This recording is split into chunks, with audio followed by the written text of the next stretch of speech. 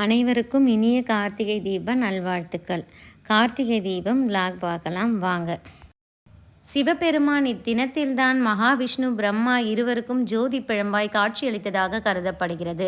கடும் தவம் மேற்கொண்ட அன்னை பார்வதி தேவி கார்த்திகை மாத கார்த்திகை நட்சத்திரம் கூடிய பௌர்ணமி நாளில்தான் இறைவனது இடபாகத்தை பெற்றாள். அப்படி ஈசன் அர்த்தநாரீஸ்வரராக காட்சி தந்த தலம் திருவண்ணாமலை என்கிறது அருணாச்சல புராணம். மகாபலி சக்கரவர்த்தி ஆணவத்தால் உடலில் பெற்ற கஷ்டங்கள் குணமாக நெய் தீபம் ஏற்றி வந்தார். கார்த்திகை தீபத்தன்று நெய் தீபம் ஏற்றிய போது மகாபலியின் கஷ்டங்கள் குணமாகின.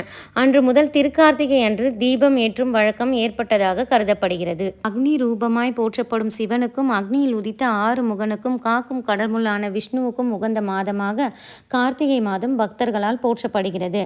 கார்த்திகை மாதத்தில் வரும் பௌர்ணமி தினத்தில் கூடிய கார்த்திகை நட்சத்திரத்தில் கார்த்திகை தீபம் கொண்டாடப்படுகிறது. கார்த்திகை மாதம் வாழ்வின் மாற்றத்திற்கான நேரம்.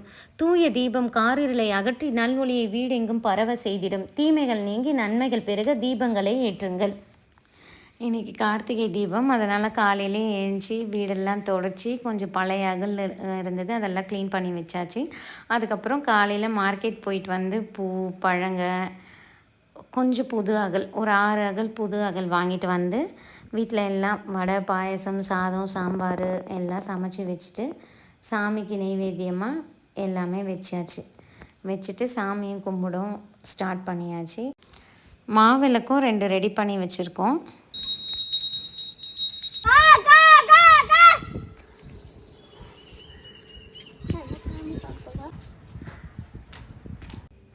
சாமி நல்லபடியாக கும்பிட்டாச்சு, எல்லோரும் சாப்பிட்டாச்சு. வடை பாயசம் எல்லாம் சாப்பிட்டு முடிச்சுட்டு கொஞ்ச நேரம் ரெஸ்ட் எடுத்துகிட்டு ஈவினிங் 4 o'clock ஸ்டார்ட் பண்ணியாச்சு. எல்லா அகலும் எடுத்துகிட்டு வந்து வச்சு அதில் மஞ்சள் குங்குமம் வச்சு எண்ணெய் ஊற்றி திரி போட்டு அரேஞ்ச் பண்ணி வச்சாச்சு. சரி, இன்றைக்கி தீப திருநாள்ன்றனால ஒரு தீபம் வச்சு கோலம் போடலான்ட்டு கோலம் போட்டுட்டு கலரெல்லாம் அதுக்கு கலர்லாம் கொடுத்து முடித்தாச்சு. அதே மாதிரி பூஜை ரூமில் அந்த சத்கோண ஸ்டார் கோலம் போட்டு அதுலேயும் அகல்லாம் வச்சு அரேஞ்ச் பண்ணியாச்சு. 6 மணிக்கு திருவண்ணாமலையில் தீபம் டிவியில் பார்த்துட்டு வெளியிலேருந்து இப்போ தீபம் ஏற்றிட்டு வந்தாச்சு.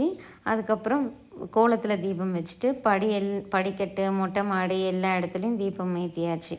அதுக்கப்புறம் வீட்டுக்குள்ளேயும் எல்லா ரூம்லேயும் தீபம் ஏற்றி வச்சுட்டு பூஜை ரூம்லேயும் அந்த சட்கோண தீபமும் ஏற்றி வச்சுட்டு கொஞ்சம் பட்டாசு இருந்தது தீபாவளிக்கு வாங்கினது, அதையும் போய் பசங்க வெடிக்க ஆரம்பிச்சிட்டாங்க.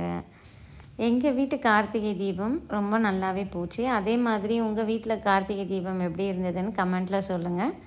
இன்னொரு வீடியோவில் பார்ப்போம். பை.